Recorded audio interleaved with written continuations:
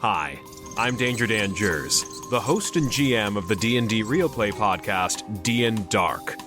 Join us on Wednesdays for an absurd, over-the-top comedy horror adventure, starring some of history's most infamous monsters. I'm Ben Magnet. I play Mary Frankenstein, our barbarian. I am Daniel Cruz. I am playing Imhotep the Mummy, our cleric. I'm Jordan, and I play Larry Talbot, a lycanthropic warlock. I am Grayson, playing Jet Griffin, the Invisible Man, the party's rogue. I am Aaron. I play the Phantom of the Opera, our bard. For more information, go to dndarkpodcast.com and listen to us anywhere you find podcasts.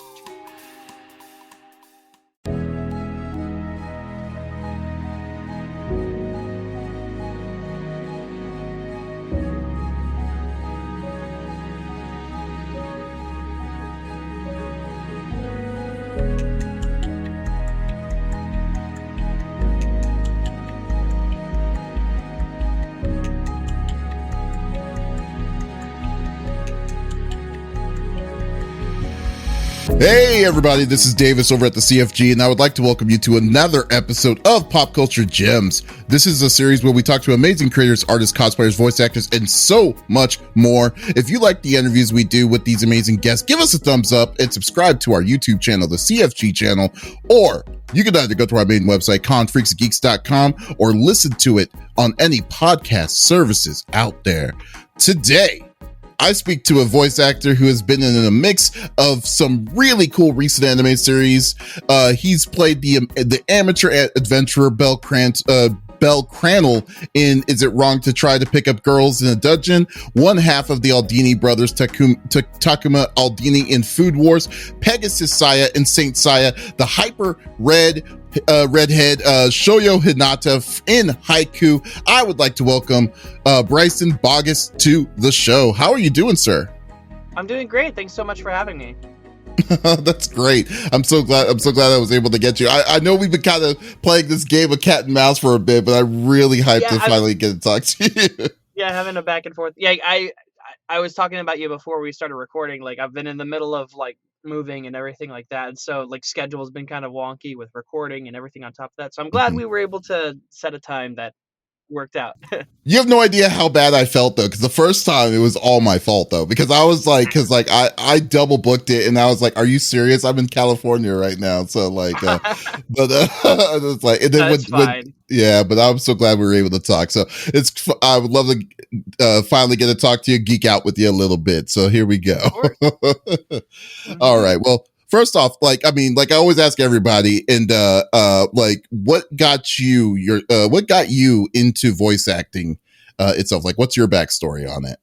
Yeah, so I was actually a fan of anime when I was a lot younger. When I was 12, I discovered what anime and manga was in the first place. And pretty soon after that, I think when I was about 14, I realized that hey, these anime characters all have voices, people are playing these characters. And I would watch things in English, of course. And so I was hearing these performances and stuff like that. I was like, hey, I want to do that. I always had sort of a penchant for performing. I always wanted to be on stage and everything like that. But once I found out that you could be a cartoon character, you could be an anime character, I was like, that's something I really want to do. So in addition to pursuing theatrical endeavors all throughout high school and college and everything, I was also doing online projects, just recording from home on crappy Rock Band mic, and then eventually getting a pretty decent microphone and stuff like that. Just doing amateur projects for websites like YouTube, Newgrounds, that's blast from the internet past, and those types of places. And all the while I was also just attending cons, meeting voice actors and directors and stuff. And I wouldn't say that I was necessarily making super networky connections with all of them. It was just neat to hear their perspectives and how they got in and all that stuff. But one of the people that I would meet at cons, who was very encouraging, was the late Chris Ayers, rest in peace.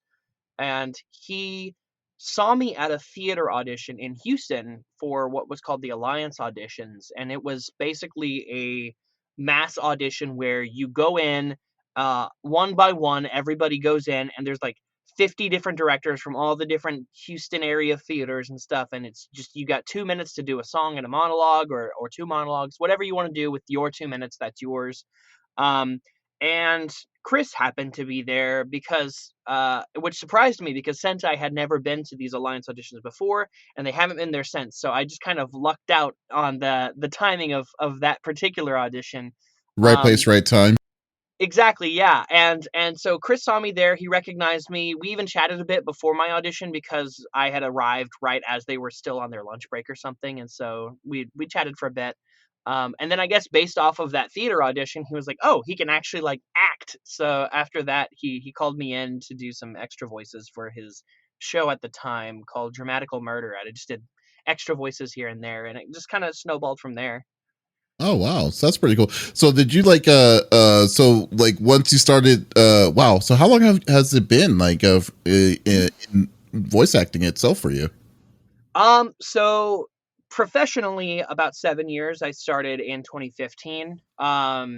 But as far as like pursuing it and doing it at least as a hobby on the hobby level, it's been since 2009. So like 13 years. Oh.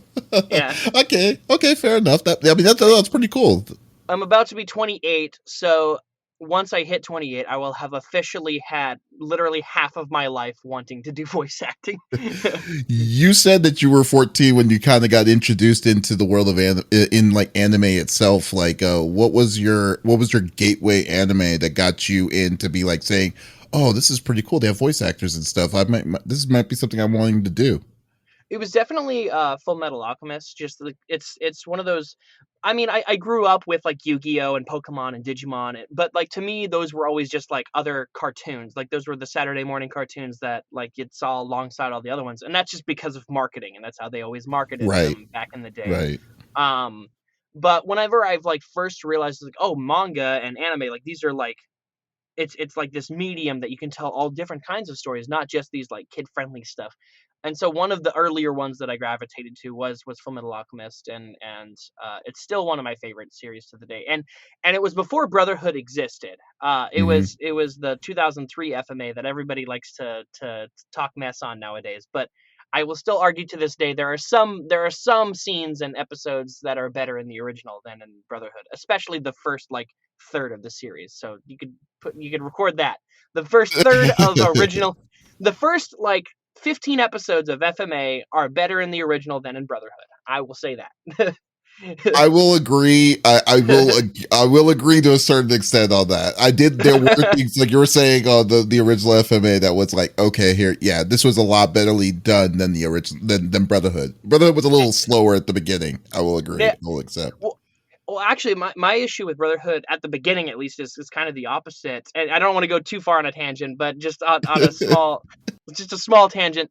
It feels like the first few episodes of Brotherhood expect you to have seen the original show, so it rushes through a lot of those early arcs, like with Nina and them. I feel like the original series paced some of those things out a little better. They slowered the pace. That's how words work. But yeah, I won't go too much further into that tangent. But Oh, yeah, trust me, this is a nerdy show and it's nerd vomit and stuff. Everyone will understand what everyone's saying here, so that's all good. But no, I definitely understand what you're saying. But yeah. fans of yours know that you are also a fan of singing, like and like performing, like you were saying prior to that. Like what was your inspiration initially for you to start to be singing? I honestly I can't pin it down to a particular point. I never really thought I could sing until like maybe my junior year of high school. And it was like basically the summer between my sophomore year and my junior year that like I really hit hard, like trying to learn how to sing and do it better. Um, I I think in like sophomore year of high school and freshman year, I was around friends that like played music and stuff like that, and they would listen to a lot of like the screamy stuff and stuff like that. And I learned at the time how to do like screamy harsh vocals way before I learned how to like actually sing well. And so I would do like screamo stuff and things like that. And he, I'm not quite as good at that part of it anymore. But I think eventually, after doing that for a while, I just came to want to like learn how to sing properly as well. And so I auditioned for choir, and I got JV.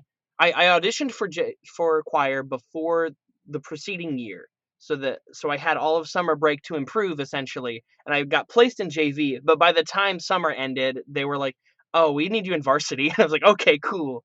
So I'd like to think I did a pretty decent job that summer. But basically, a lot of my inspiration just come from a lot of the rock music I listened to at the time. Um, I like to think I like to say that I learned how to sing by copying Muse, Matt Bellamy's from Muse, because a lot of my early covers, I did covers on YouTube and all that stuff, and I feel like that's what like progressed my ability a lot faster than if I had just like do re mi fa, like just did warm ups and stuff. Yeah. I was actually like trying to sing songs that I was a fan of, and I feel like just that trying to get better at singing those songs. Um, Improved me in a lot of ways, and a lot of the music I was listening to at the time was like Muse and Guitar Hero core, just songs that you'd hear on Guitar Hero, because that's was a lot. Guitar Hero and Rock Band was like my introduction to a lot of bands that I listen to now. Um, so I went on a bit of a tangent, but basically that's kind of how I started off singing. It was just listening to those songs, wanting to sing them, and then I guess eventually just getting better at them through practice and Well, it's cool perseverance. though. Yeah, but it's also kind of cool that you decided to kind of get a little bit of performance help. I mean, like I mean, when you said, "Hey, I want to be a voice actor," and you went in through your powers and going through your sources, your resources that you picked up from like from everything, and then you were able to do it. Then you said, "Hey, I like singing. Let me go into singing," and then you Yeah, what you need to do to get into singing. So I mean, yeah, and I wish I could do more professionally with singing, just because that's still I would consider like in the hobby side of things. I'd love to like mhm. make music and everything. I wish I had learned like an instrument in addition to singing, like guitar or piano or something like that, because then I feel like I could do even more with music, and making maybe even my own music. And I've been kind of like dabbling with FL Studio and all that stuff, and trying to make things, but I just feel like there's more that I should know before I can really dive super hardcore into that stuff. But yeah. Well, fair enough. I mean, but like you said, if you have it, I mean, but if you enjoy it, I mean, that's awesome. That's Yeah. still really cool. And Mhm. I mean, we already know that you were like anime fans and stuff, like already like you watched anime, FMA, and all that stuff. But was there? Do you have any personal favorite like anime, cartoon series, video games, comic books, anything like that growing up? Mhm.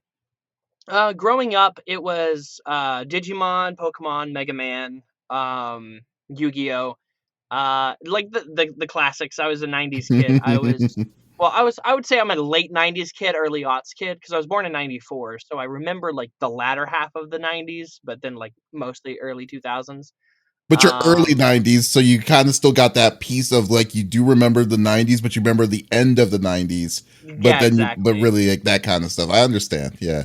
Yeah, for sure. And so like yeah, just like the classics, Yu-Gi-Oh, Pokemon, Digimon. I think my favorite of those was Mega Man. I really watched Mega Man NT Warrior, that Oh particular yeah. series, and the video games that came with it, Battle Network. I'm super excited that they're bringing those to Switch soon, because that's my favorite iteration of Mega Man. It was my first introduction to him, so it's just sort of like my favorite. I do like the classic Mega Mans as well. I came to appreciate those later.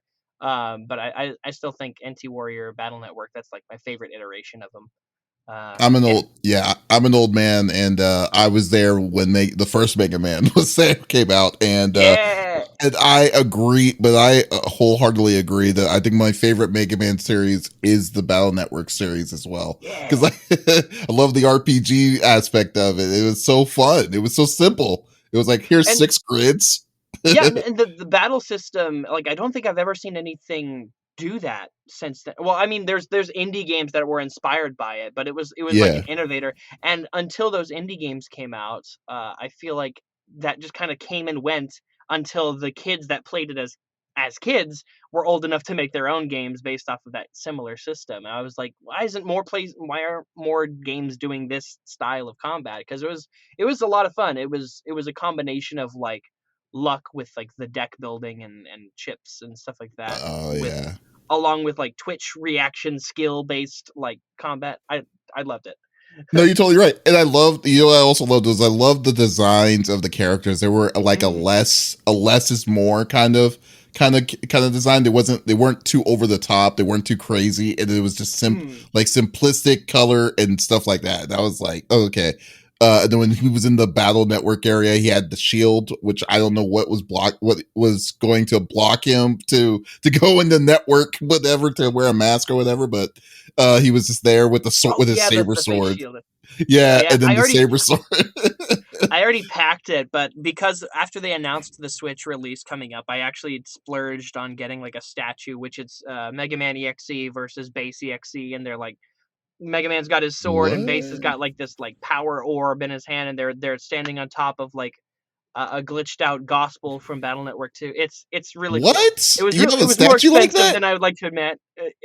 It's like a plastic statue figure like thing, and Wow. it's like this big. It's really cool looking, but it's more money than I'd like to admit. Oh man, but hey, no, hey, if it gives you joy, that's all that matters. Yeah. That's so good. That's like, yeah. The one thing I wanted was I went to San Diego Comic-Con the other day or 2 weeks ago, and I saw this statue, Final Fantasy VI statue from Square Enix, just selling for $13,000. Oh and I no, was, that's oh no, it's nowhere near that. I was like, yeah, okay. Even though this does give me joy, but I do not think I could accept that at all. So it's so like yes. the reverse of the Marie Kondo method. Instead of getting rid of things that don't bring you joy, it's like you see something really expensive, but it gives me joy, so it's an investment in my mental health. Yeah, there you go. Like, I would love to have that like if you can see your conversation with yourself with that, to trick yourself to spend that kind of cash for those kind of items. But yeah, it was insane. So yeah, and I mean, and you had an excellent opportunity to do like the English voice dubs in the original Saint Seiya and the new CG one that came out on Netflix a couple of years ago by now. Now, I've never watched the original series itself, but I did watch the new one. Yeah, and it was great. I definitely liked it. My friends tell me about the old one all the time, but since I have you on the show, you can tell me directly here, like, does your character, like your own character, Pegasus Seiya, or the feel of the show itself, like, is it the same, or was there any kind of slight differences that was in between the original series to what the new series was like?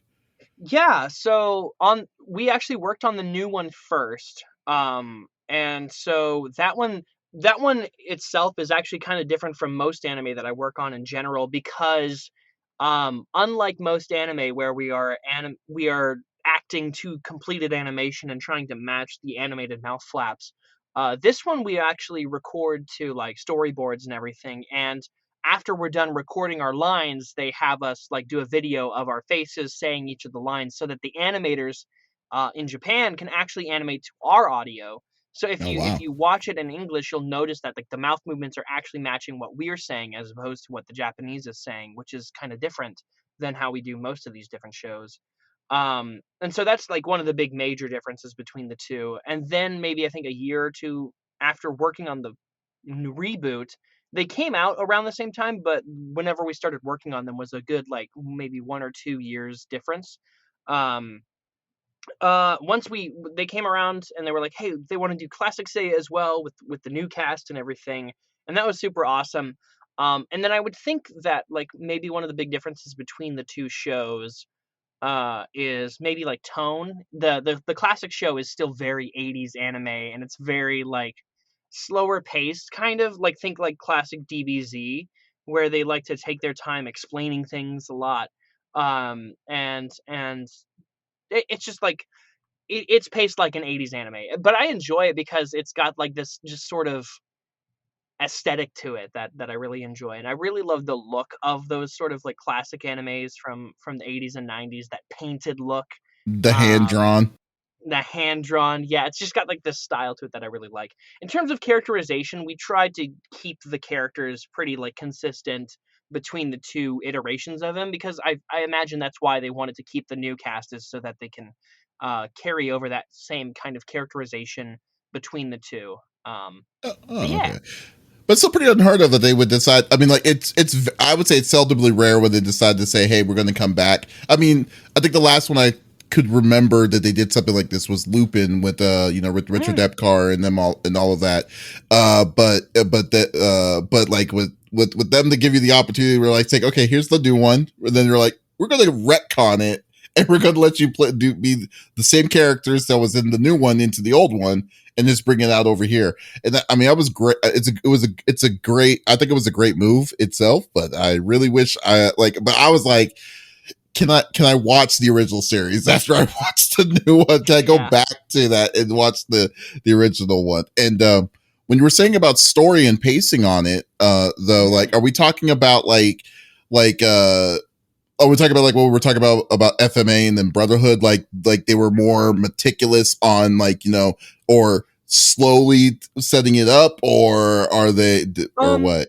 It's partially that, but it's also just like the fights. It's more like and the reason I bring up DBZ is because I feel like it's the perfect parallel. It's also a Toei show from that sort of era, where the fights are very much like they do big flashy moves and then they talk about the flashy moves that they just did for like a good 5 minutes until they do the next few flashy moves and stuff like. And I think that's kind of more what I was getting at. Oh, that's what you're talking about. Okay. Yeah. So basically like a sports anime where it's like, I can't believe he did 20 minutes of explanation. Oh, you mean the jump shot? Oh, okay. That kind of thing. But not just any jump shot, the super jump shot that only he can do. Oh my god, we're gonna get into Haikyuu here in a minute. You're the one. All right, out of all the characters that you have played, is there one that you could relate to, or one that you could say, that's me, that's so me? Honestly, it's Bell from Danmachi. Is It Wrong to Pick Up Girls in a Dungeon? He was my very first lead role that I got to audition for, and I actually booked him, and I was so excited because like him as a character is just honestly kind of like me. He tries to be as nice as he can to anybody he meets, so long as they don't give him a reason to like dislike them or whatever like that. And sometimes people can take advantage of that, and I can speak to personal experience that is definitely the case in my world too. I tend to be a little bit acquiescing to a fault in some ways, and I feel like that's kind of him as a character as well.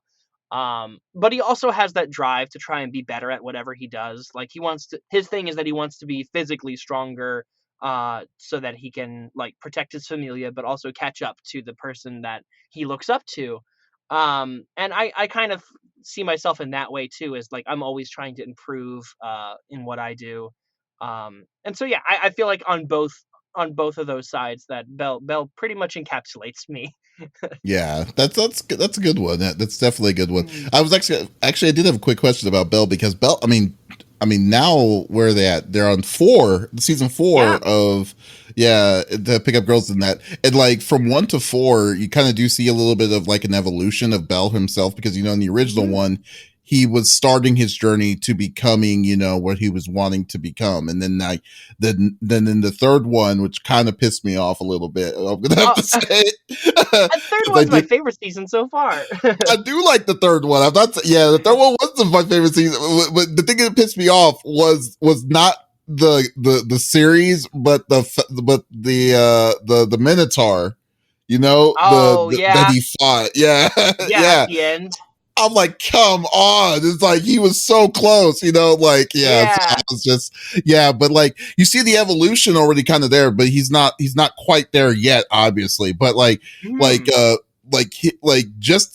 playing a character like that from the initial, like timid, like low self-esteem kind of person kind of thing, to kind of where he's at now. Like, I mean, how has that like kind of evolved, like, with playing that character?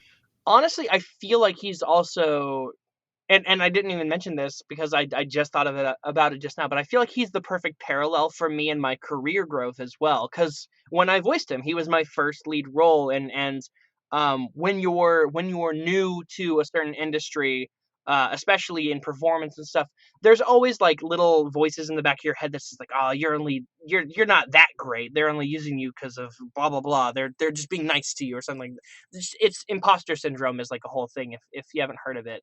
Um, and that I feel like him as a character has grown over the course of these seasons to really come into his own and really become more confident in his abilities. He still has moments where he feels like he's not enough or he feels insecure about things, which I feel like is the perfect parallel to myself. Like, I feel like as I've done this for 7 years now and going into the future, I feel like I have only gotten more and more confident in what I'm able to do.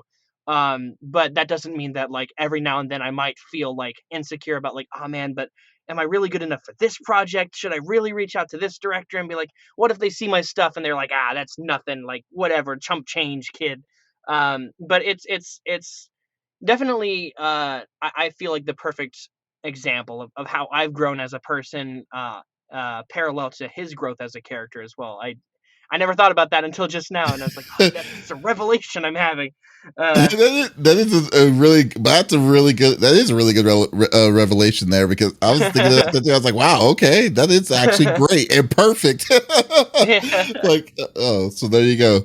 Yeah. So you're welcome. No, I'm just kidding. Yes, Yeah, no, but you've helped me see the light.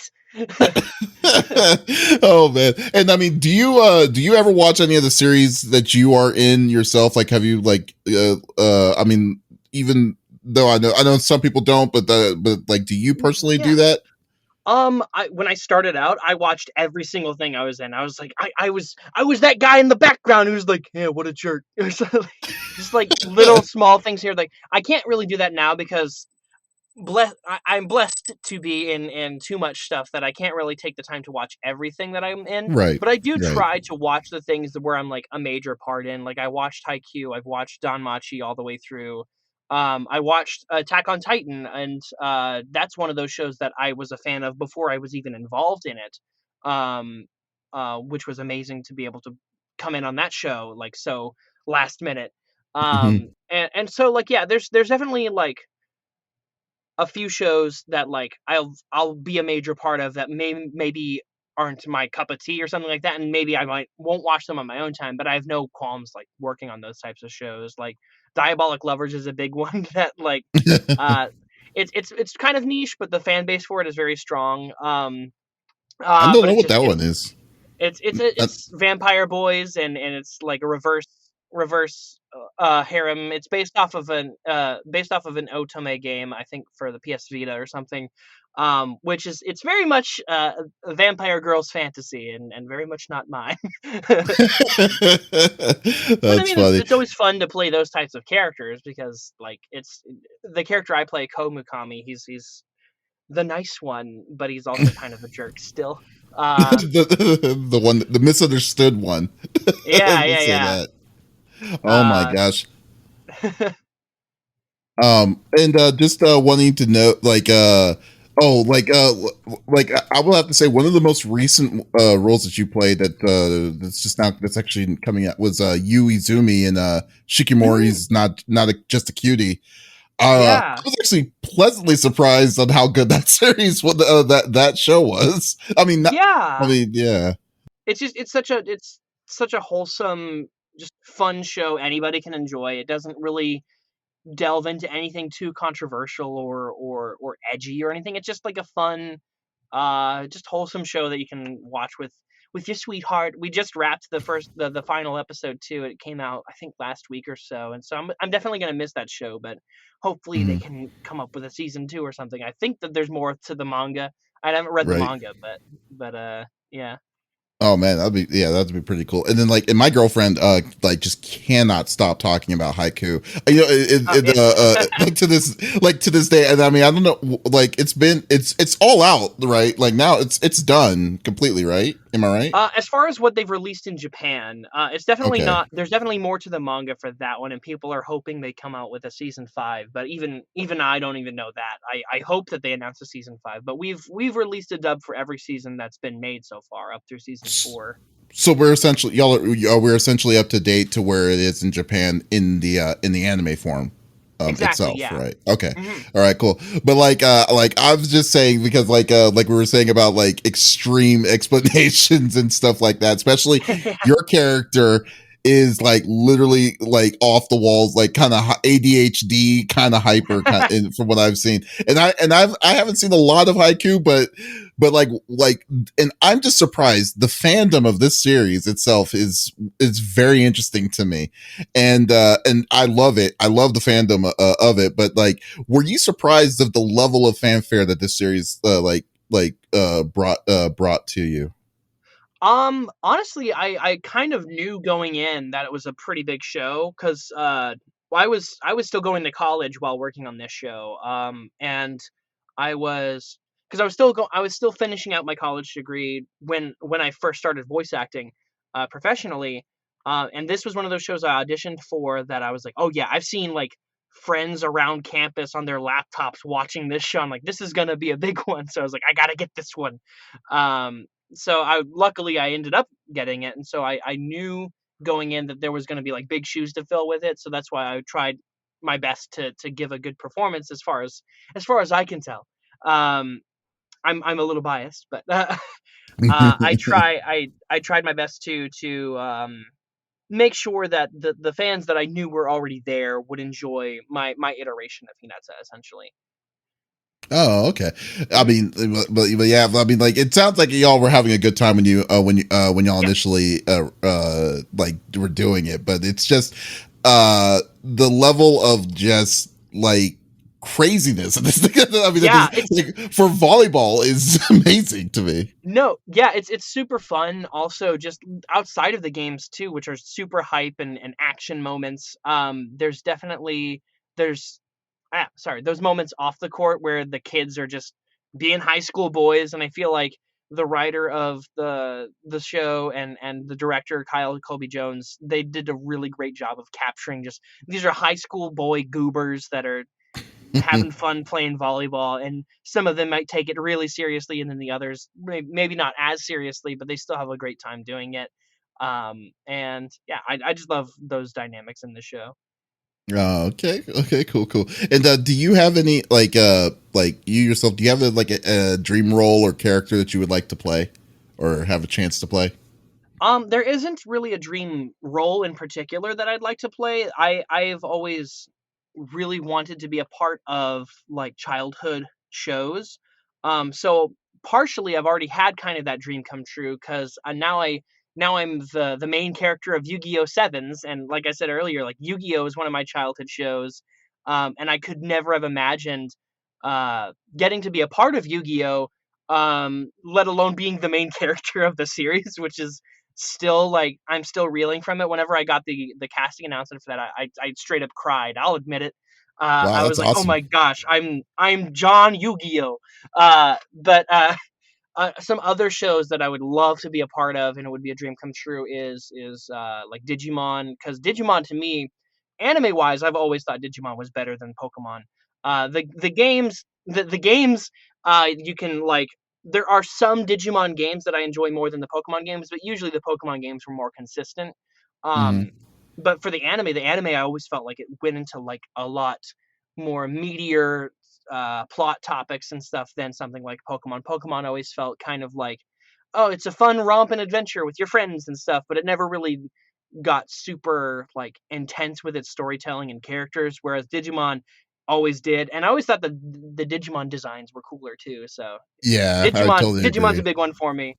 And then of course being in Pokemon would be amazing as well because again, it's childhood. Just wanting to work on anything I grew up watching would be a super huge dream come true for me, honestly.